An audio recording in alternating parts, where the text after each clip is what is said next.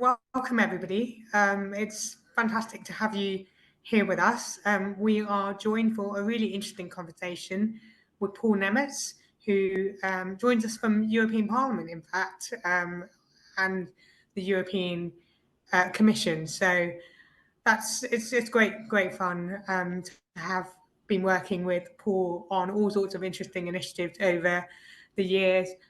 Most recently, in my role as Associate Director at the Ada Lovelace Institute, we worked together on a fascinating initiative called Rethinking Data.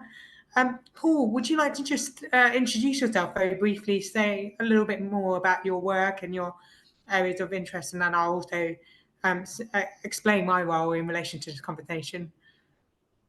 Thank you, Reema. Certainly, I'm happy to say a few words. I'm the Principal Advisor for Justice Policy and Consumer Protection, Digital Transition in the European Commission.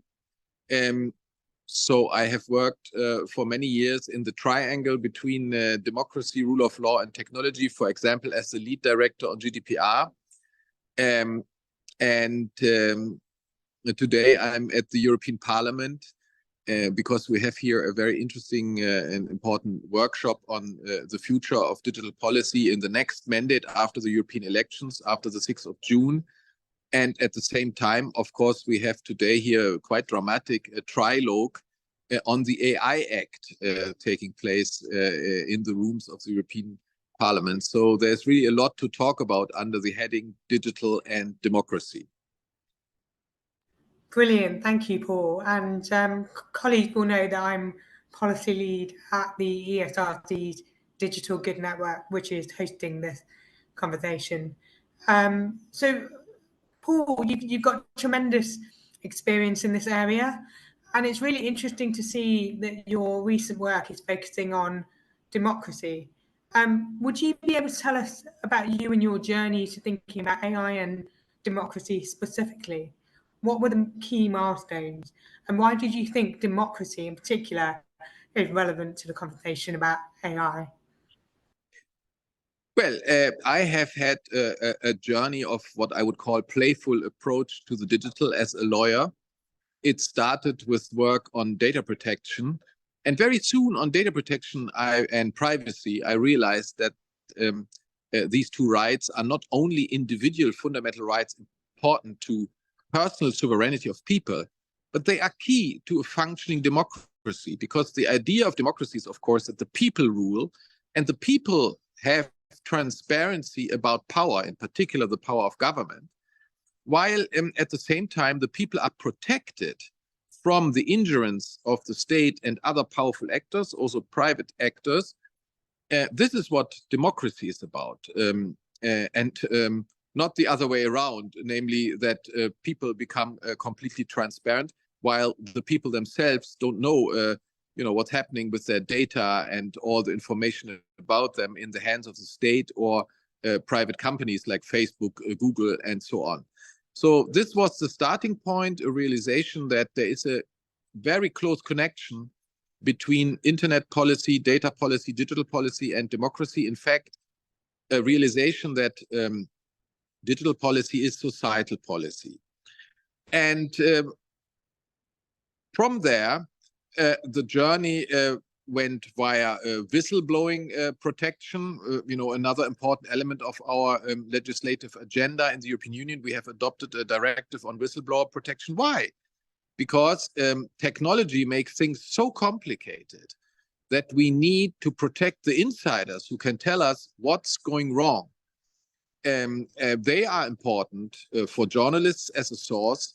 They are important also that their protection is important, so that companies know that if they do illegal things in the black box of technology, of the hidden space of algorithms and computers, that those people who talk about this and make sure that the companies comply with the law, that they are protected. So that was another step, and which also shows that much legislation which doesn't even contain the word technology or AI can be very important to ensure the future of democracy and the rule of law in the age of artificial intelligence. And then, of course, the last step is the thinking about artificial intelligence as a tool which moves the grab of digital from distribution of content, which takes place over the platforms, which have become incredibly powerful, into the space of production of content, any type of intellectual content,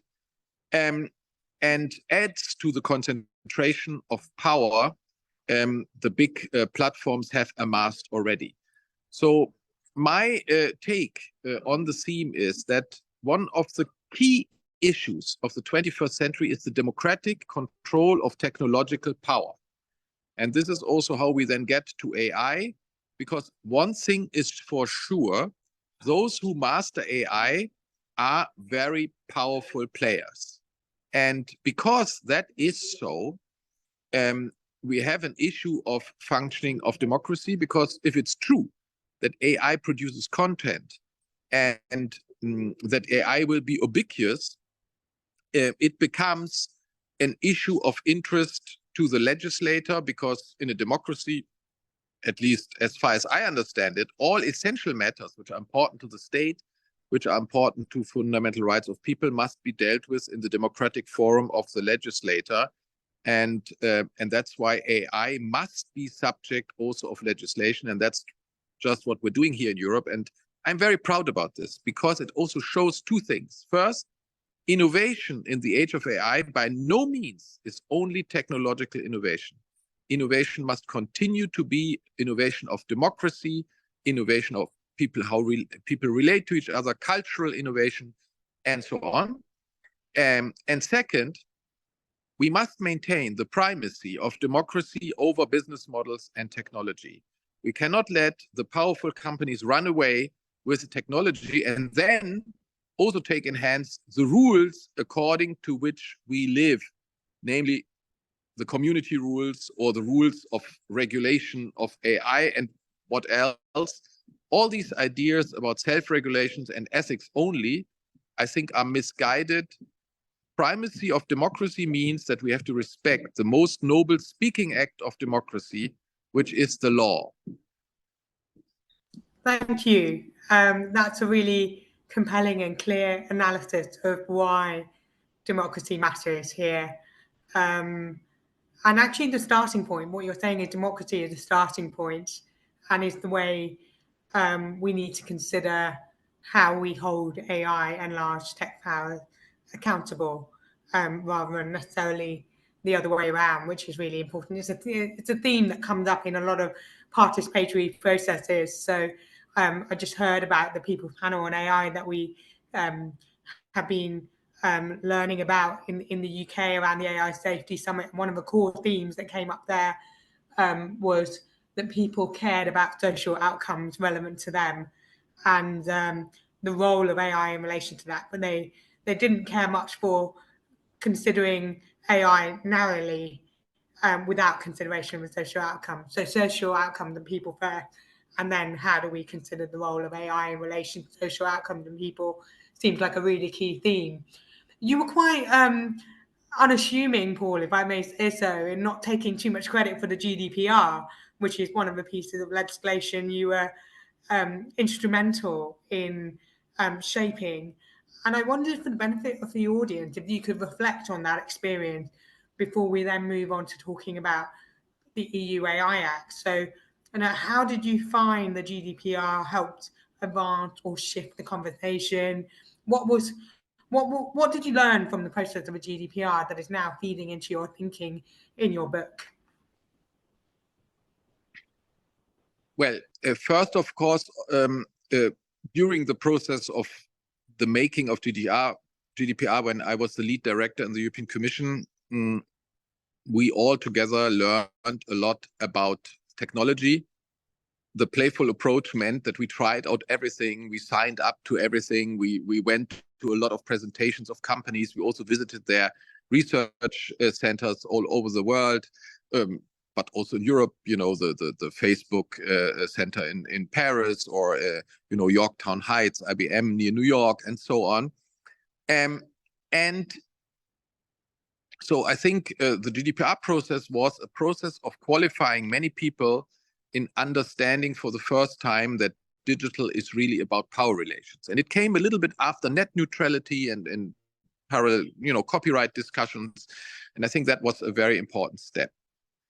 But even more important, of course, was the wake-up call of Edward Snowden. We thank him a lot because Edward Snowden showed how the digital space, the internet, and also, all the data amassed by the big platforms like Facebook, Google, Amazon, Apple, Microsoft, and so on, can be abused by governments, can all end up in the hands of the NSA. So I think the revelations of Snowden were a wake-up call about the potential of ingerence on freedom, basically, destroying liberty and destroying freedom through these technologies, and not only, of course, focusing on the NSA, but then also focusing on what's happening in China. Social scoring now has become a big issue, and now we have the war with Russia, and Russia, a president who says, those who master AI, they control the world. A president who wages war on Ukraine and thus on democracy. So this shows us the full potential of the relationship between AI and freedom and democracy. So I think one cannot underestimate the relevance of this relationship, also because the technology is, let's say, mostly developed on the one hand in the United States, which traditionally was the leading country on democracy, but which has been losing this role more and more, which is a real problem. Many of the laws which we are making in Brussels would actually be better made in the US Congress. That would discharge the transatlantic relationship from a lot of unnecessary tension. But unfortunately, the American democracy has become so dysfunctional that they're not able to pass these laws anymore and put down guardrails for their own big tech industry, which the American people probably want. If you look at opinion polls about the worry of what's happened to privacy, what happens to personal data, but also the concerns about AI, the American people don't see this very differently than Europeans see this. So it is very unfortunate that the US cannot put these rules in place. And at the same time, at the other end of the spectrum, China, which is a dictatorship, let's not beat around the bush, as a lead power in developing AI, gets a lot of tools to undermine democracy, to create mass fake news, to also suppress news with these technologies, to orchestrate surveillance and social scoring, and to sell these technologies to other dictatorships around the world. So that shows us that we have to insist to keep together the development of the AI with a view for the public good, and a particularly functioning democracy and fundamental rights. And I'm very proud that Europe is taking the lead on the democracy part here. Of course, it would be better if those who develop the technology then also take responsibility in a democratic process to develop the rules. But unfortunately, that's not happening. And so the irony is, we have to make the rules for technology, which for the time being, to some extent, to a large extent, comes from other continents. This being said, I have learned in the work of GDPR that all the talk about Europe being behind technologically, if you look a little bit closer, is actually much propaganda. It's we are very good in B2B still today, also in AI. I grew up with jeans, pop music, and Kellogg's cornflakes on the table. In Europe, always consumer goods came from the UK. They came from pop music and so on, and they came from the US. And let's not get too much hung up about this. We have been always better in Europe in some segments of consumer goods, like the luxury luxury sector, and we have been very good, and we are still very good also in AI and high tech on B2B. So it's often those who don't want any legislation, who have a very neoliberal agenda, who talk badly about the innovation potential of Europe.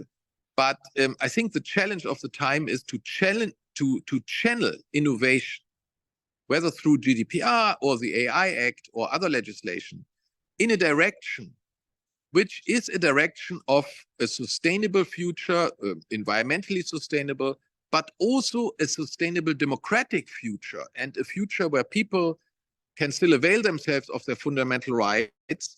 And this, I'm very sure, will not happen if we cave into a technological absolutism, which basically claims that all problems of this world will be solved by technology, and therefore we don't need any politics anymore, and any democracy and any law anymore. And I'm worried about this technological absolutism, which we also find in Silicon Valley.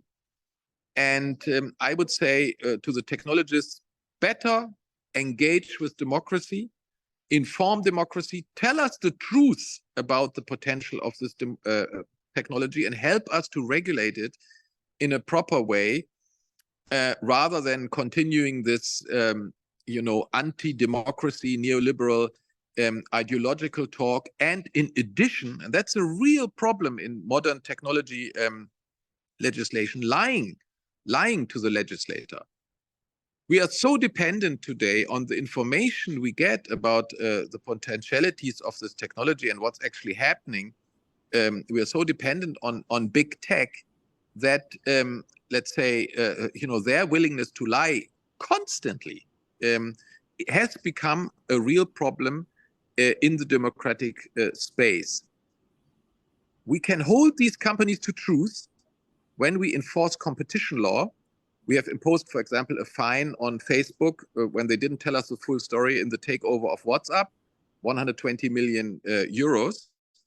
But so far, we have no instruments, at least not in Europe, to hold them to truth in parliamentary hearings, for example, in the European Parliament, or hearings of the European Commission.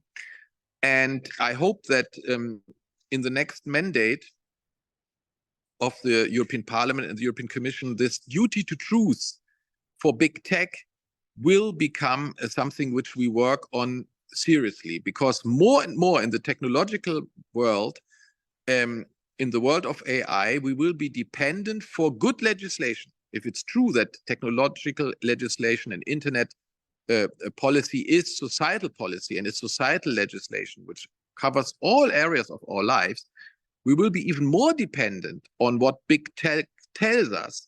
And it just cannot be that the legislator is misled in what it does in democratic process.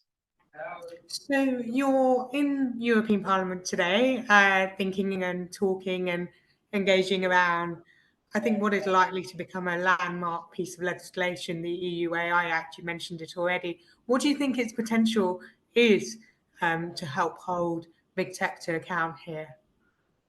Yeah, I'm not directly in the room on this legislation. We're all circling around the room, and we're getting bits and pieces out of it. But I think the first important news is that we are able to agree on a legislation on AI, thus establishing that democracy is able to act, and that there's a primacy of democracy and legislation over tech and business models. That's the most important message, and it must make us optimistic in the future that democracy can deliver the rules which are necessary to orient technology towards the public good.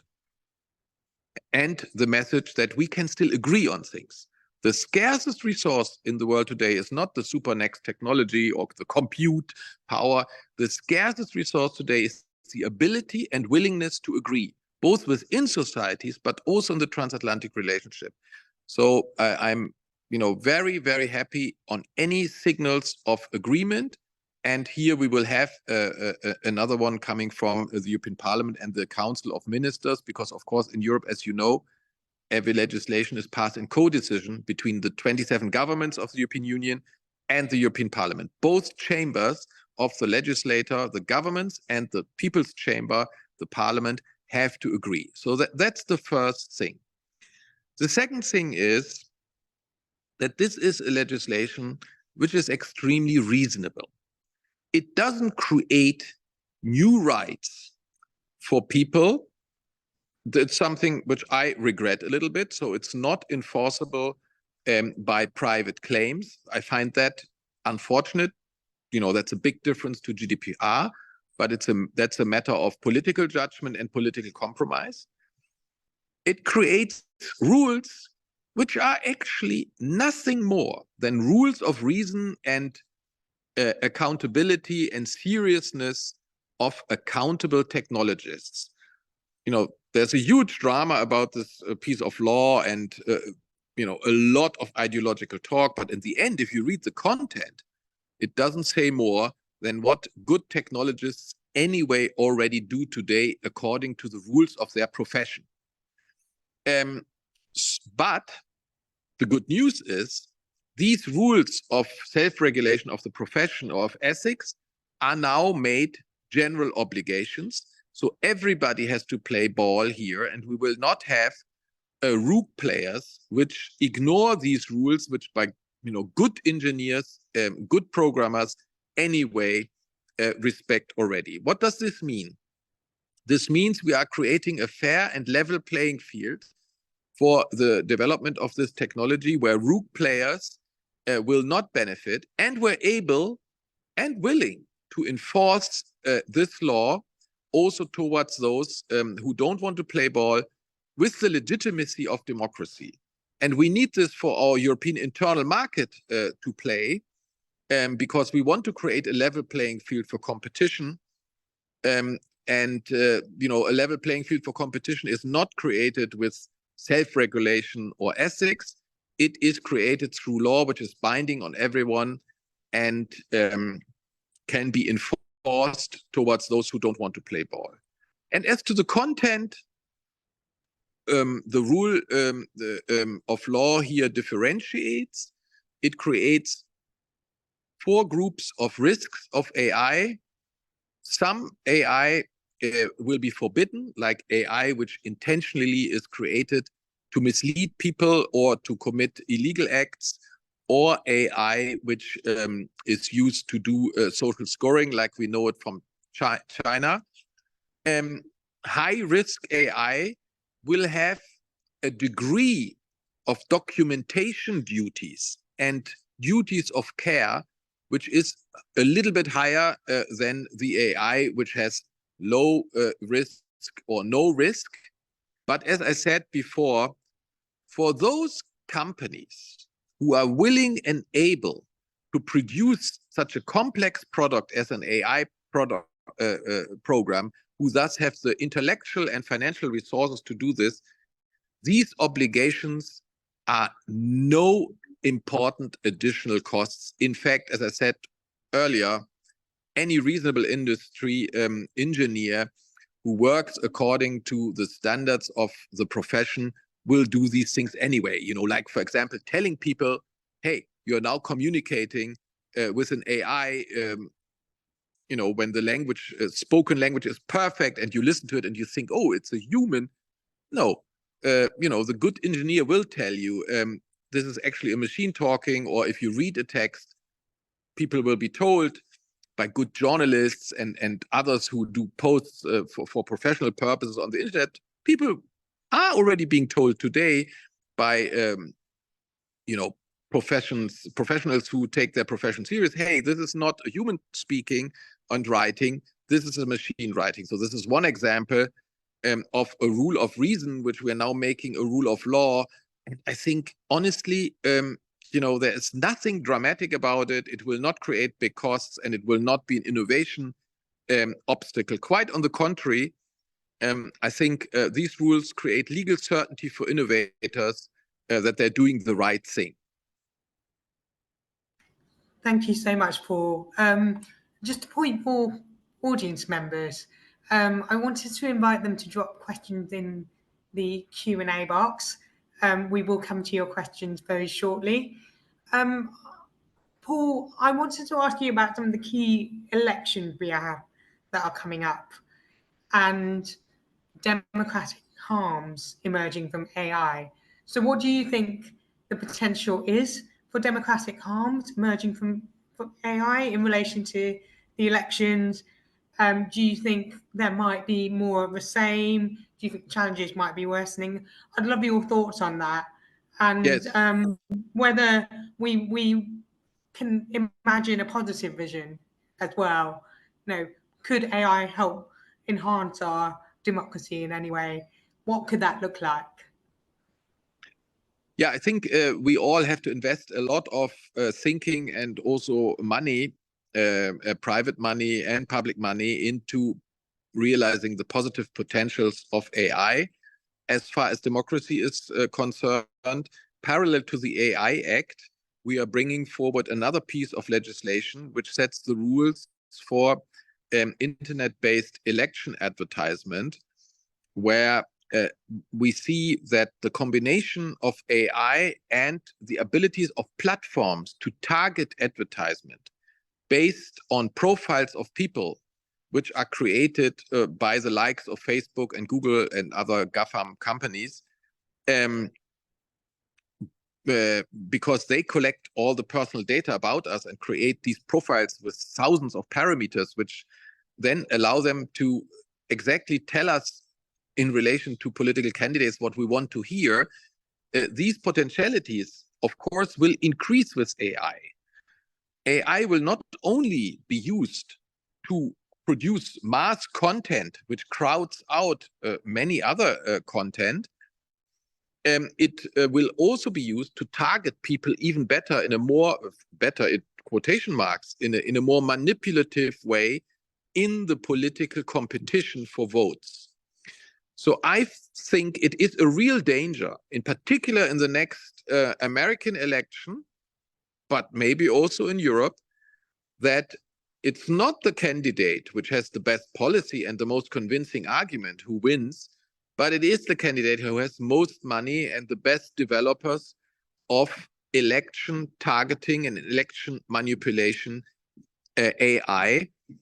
And for example, also not just to win votes, but also to dissuade people to go to the vote by spreading, fake news and,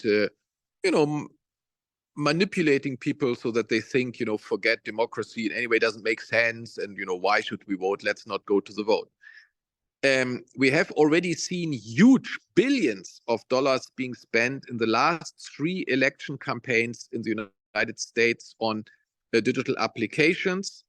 And we have seen the manipulations of Cambridge Analytica, not only in the US elections, but also in the Brexit vote in the United Kingdom, which, all this has been investigated by Westminster, and reports have been written about it, which are very, very concerning.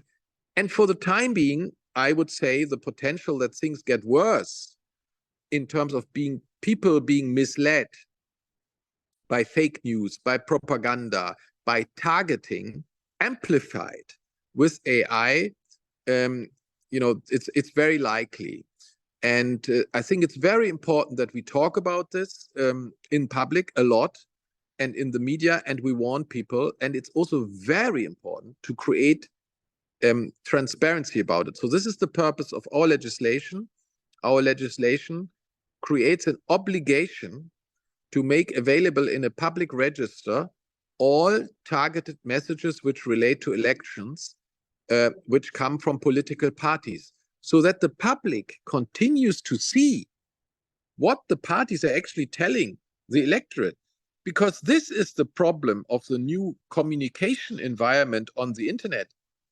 Not only are people targeted in a manipulative way and are being basically told what the algorithm believes they want to hear based on their profile constituted from their prior behavior. But the second issue is the public, namely journalists, and we don't see these messages. These are individually targeted messages. And so here we need to be innovative, and I have seen some technologists being very innovative. For example, there is a publication in the US called The Markup, run by Julie Angwin, a previous technology journalist with the Wall Street Journal and other important news outlets in the US. And they have created something which is called a citizens browser. It's a fantastic piece of add-on to your browser, which allows them to see what kind of targeted political messages you get. And having done this already in the last election, they were able to show that Facebook played up a totally different reality to potential Republican voters than to potential Democratic voters in the US elections. And, you know, this was serious work of technologists to develop this citizens browser, which collects this information. And then it was serious work of a mixed group of journalists and engineers analyzing this and making it available for the critical public. And I think it is this type of demasking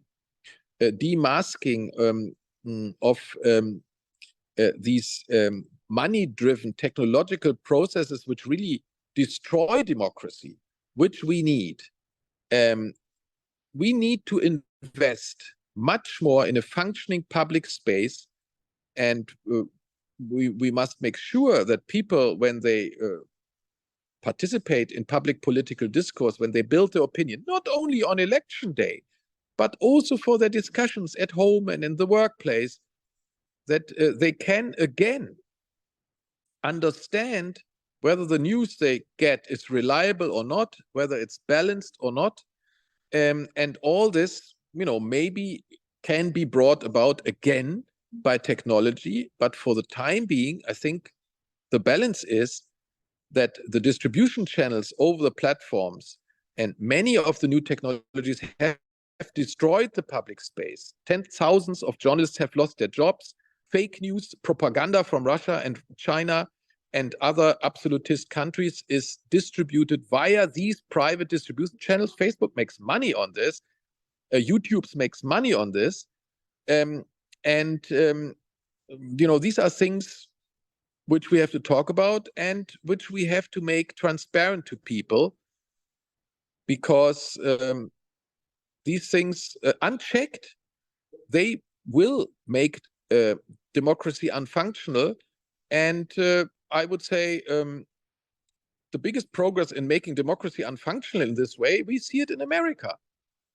You know, the good news about America is that the critical academia and the free press are the first to report on these types of mechanisms. So America, watching the American press and academic work in America is very informative about, you know, the terrible consequences of platform attention economy models and AI. But America, unfortunately, itself, although everything is uncovered, all the abuses are uncovered in America more than in other countries, America is also suffering, really suffering, in terms of an increasing dysfunctionality of the public discourse and inability to agree on anything.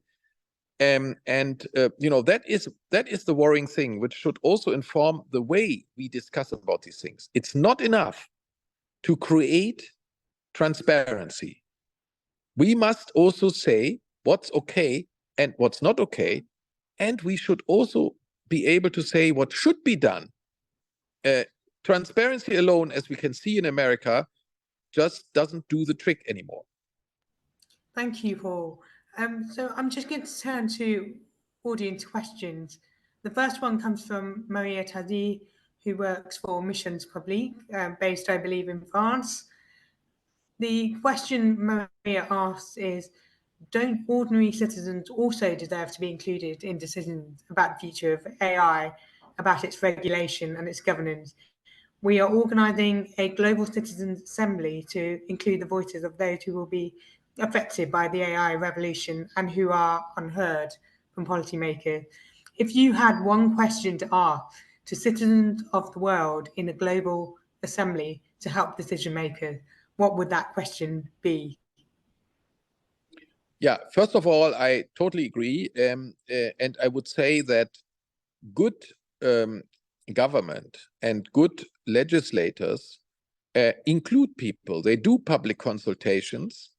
And I would say that, citizens who are interested in this, they should actively approach their members of parliament and or political parties in the legislative bodies and tell them, what they see as a problem and what they think should be the solution. We have to be very careful about notions of direct democracy in the sense that we cut out and we talk badly about members of parliament in representative democracy and basically say, oh, let's bring it all to the people. I think these issues are so complicated that it is good to vote for good members of parliament who have it as a job to listen to people, but then also as a job to study the matter full time and to come up with the right policy mix. The simplistic idea that direct democracy, talking directly to individuals, in stakeholder meetings, directly with the population, it's often abused, and it often doesn't produce more democratic and more public interest-oriented results. And I would say also it is a technique of big tech. They love the stakeholder meetings, multi-stakeholder approach, and so on. Why? Because these processes never lead to binding rules. Big tech are great supporters of the multi-stakeholder approach, and let's have a debate and let's talk and let's bring the question to the people. Sure, they love that. But we need processes which at the end create rules which can be enforced also towards big tech, because this is about power. It's about the question whether people have power or whether they can just talk and be part of a consultation. And this is the difference between the legitimate democratic processes which lead to binding laws and general consultations here and there, and let's have a debate. So the one question I would ask people is, do you want binding rules which are adopted in democracy by your representatives, or do you just want to talk about what would be nice to have, but without leading to anything real which binds the big corporations of this world? So if I could just come in off the back of that, one of the questions Maria asked is, suppose, the European Commission did have a global assembly to help inform the EU AI Act. What kind of question would be of interest to explore with members of the public? Are there particular questions or areas or issues that it might be helpful to explore with members of the public? Well, as I said, the first question is, do you want AI to be ruled only by big tech companies, or do you want to have laws in place which are adopted by parliaments, which create obligations for these companies and which are also enforced with the power of the state against these companies? That is the basic question. And once we have asked that question, then, of course, we can enter into the detail. I would say now at the end of the legislative process, we have had huge, long debates and consultations. There is no question which I would now think we need to ask, because we have asked a lot of questions. And I'm very confident that the AI Act at the end contains a lot of elements which correspond with what the majority of people have seen, because that is the idea of democracy, that the compromise which comes out of the legislator is representative of what people think. And I'm quite confident that that will be more or less the case. For the future, I think one of the key questions to ask to people on the future needs for regulation is the following.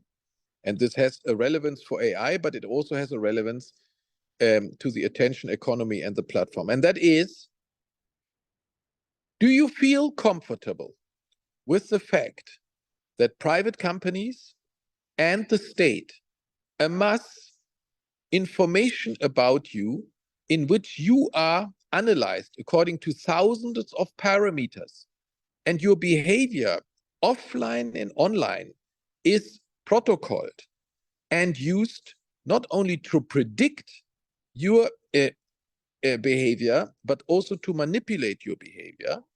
Or do you believe that in a free society, the means of communication, whether bilateral communication through messengers, for example, but also multilateral and public communication, for example, what we post on the internet platforms, Instagram, Twitter, TikTok, whatever, YouTube, Facebook, that this content should be free of surveillance, and therefore there should be no such profiles of us being constituted.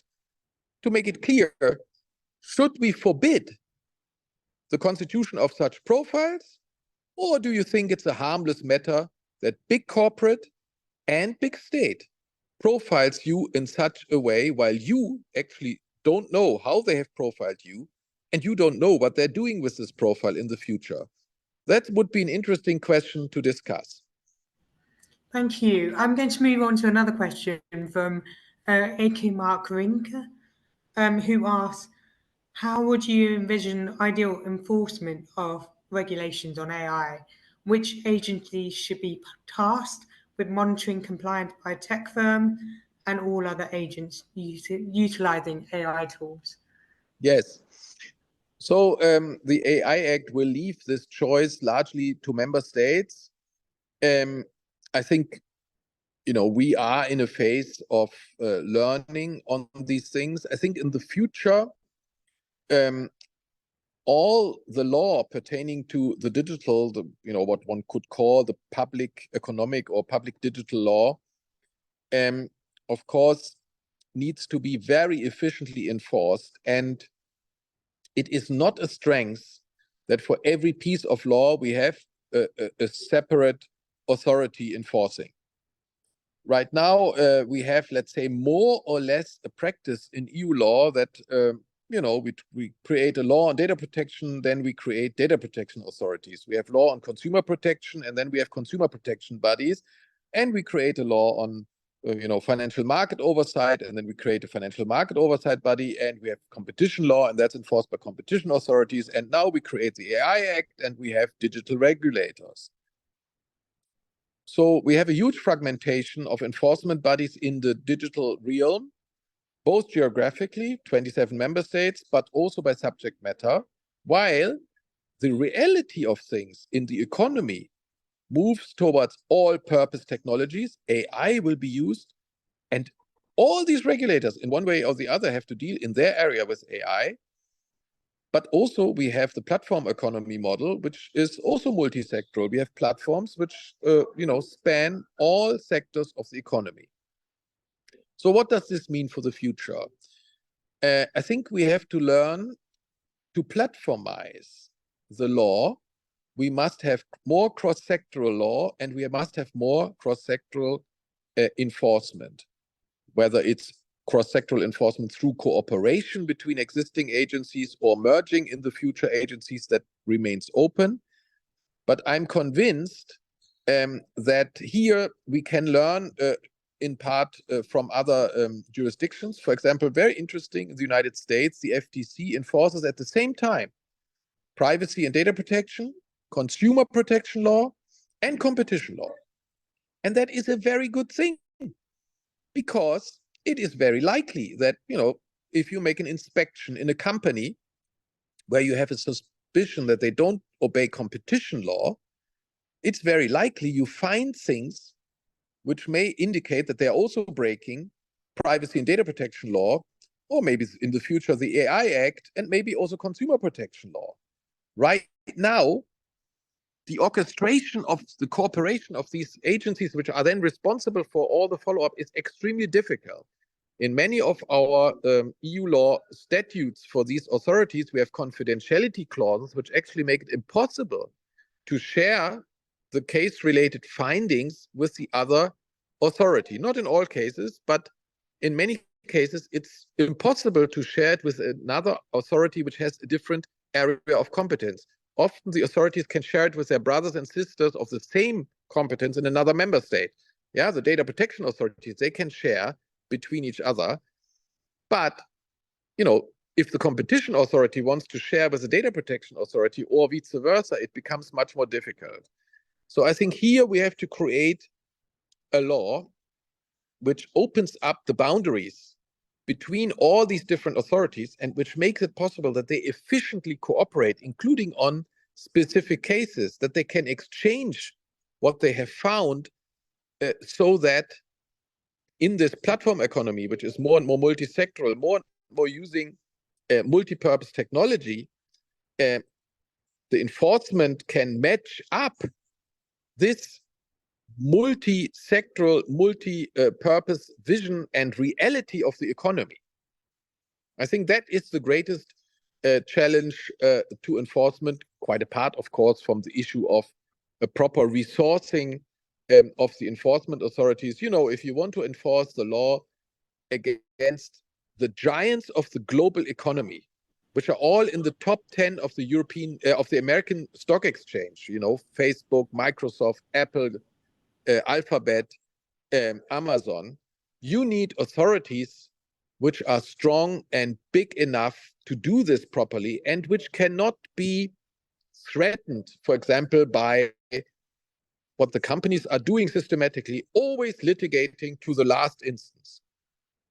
You know, we need authorities who are strong enough to deal with these cases and who are not impressed if they're told, we will fight against the last instance against this decision.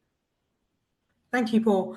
Just a quick heads up. Is there a chance you might be able to sit back down where you were originally? It was just that we can see your face. Yes, sorry. Yes. No problem at all. But there are so many questions to get through. I'm doing my best to get through them all. But I'm going to come to Marshall Obbs, who asked if you could speak about how the AI Act will help ensure accountable use of AI tools by institutions like the police.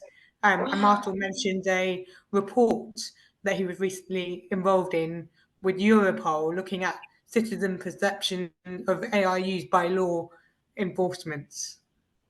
Yes. So the AI Act is relevant here because it classes the use of AI for the judiciary and in the police as a high risk usage, which means that the AI used in this context must comply with, in particular, high standards of accuracy and documentation of how it functions, what materials have been used to program it, and so on. And there will also be obligations on the transparency of how it has been produced and its impacts on fundamental rights. So I think, you know, as I said before, the AI Act is a political compromise which is going to be carried by a large majority in the Parliament and in the Council of Ministers.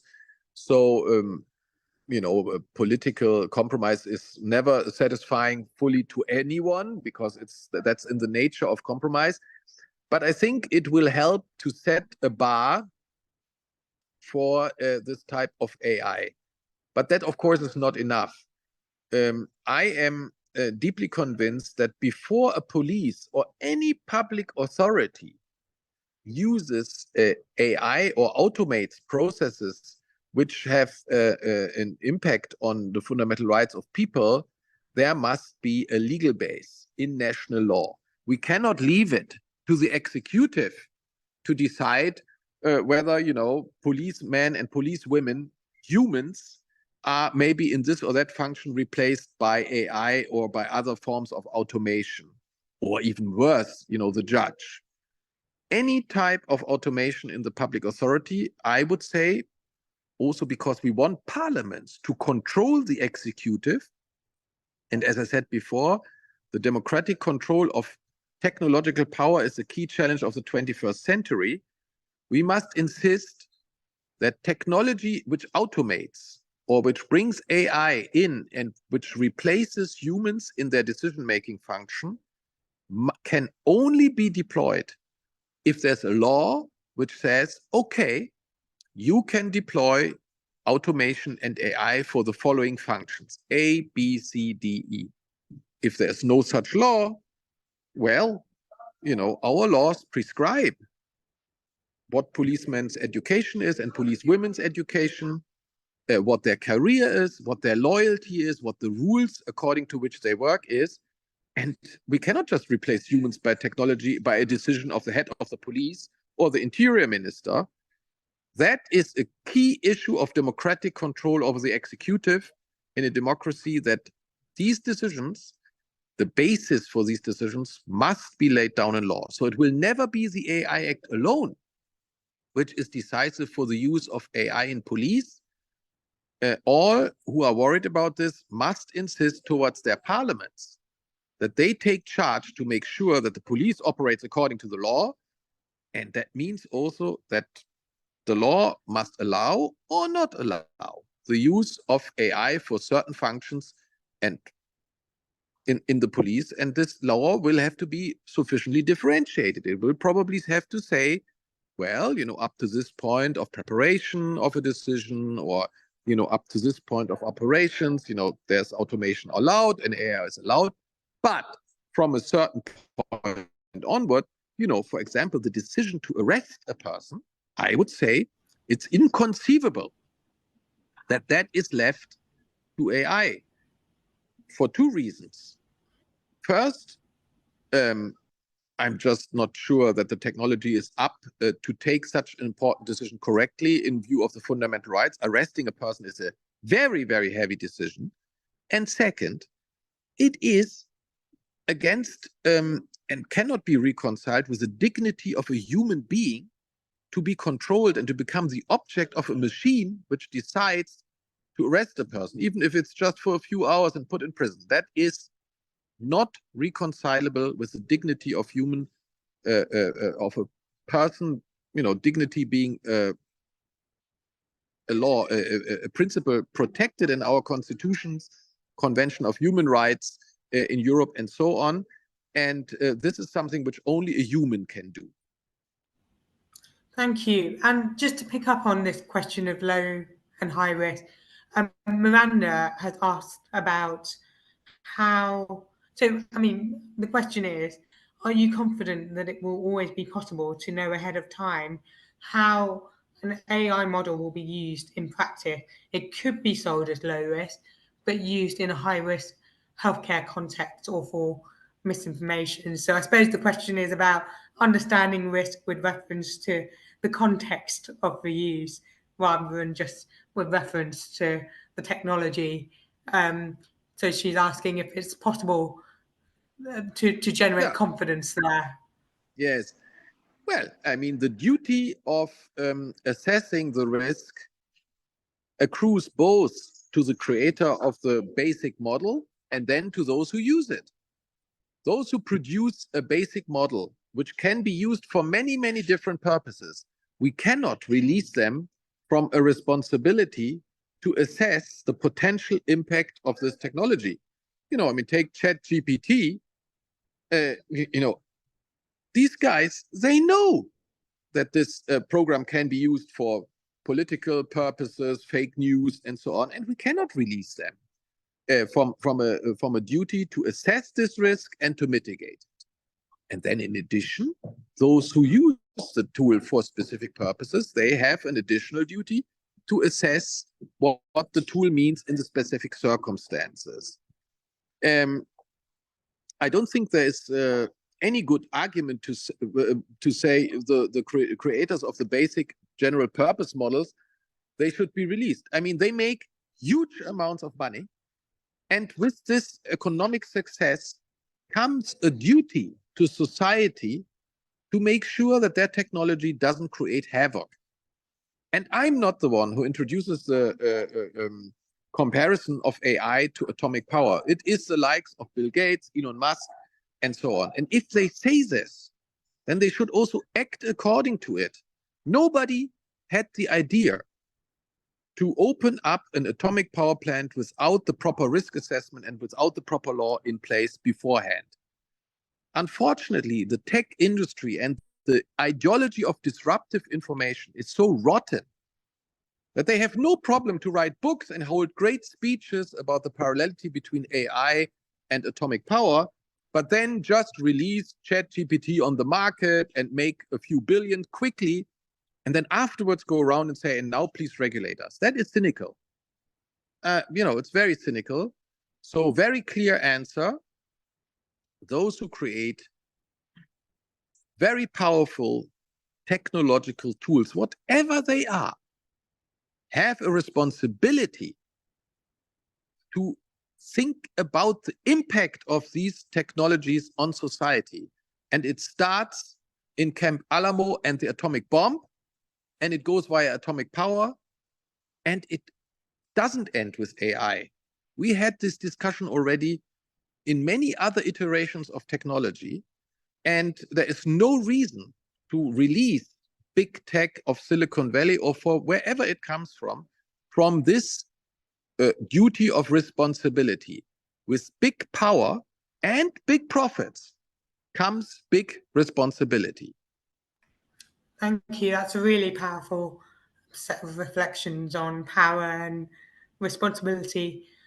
This is going to be the last question to come to, because we've only got 3 minutes left. So it will have to be a brief answer. Ana Castro asks about strategies that citizens can adopt to become more critically aware of the power of private corporations. What are they? I would say read good journalistic work on big tech, the big newspapers, the big newspapers in the United States, the big newspapers in the UK and elsewhere. They do good reporting on these power issues. If you want to go even further, read good books and read the specialized newsletters.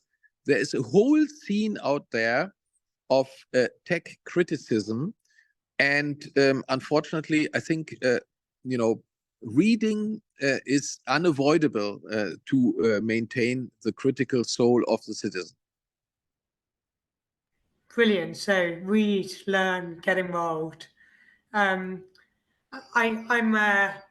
reminded of the Fabian Society's motto, which was once educate, agitate, and organize. Thank you so much for all your questions. I'm so sorry we haven't had time to come to all of them. A huge thank you to Paul. I think your experience and thoughtfulness, was very apparent in this conversation, and I'm sure we'll be able to continue the conversation another time. And thanks so much for your questions and your engagement. Thank you, Reema. All the best. Goodbye. Thank you. Bye. Good luck, Paul.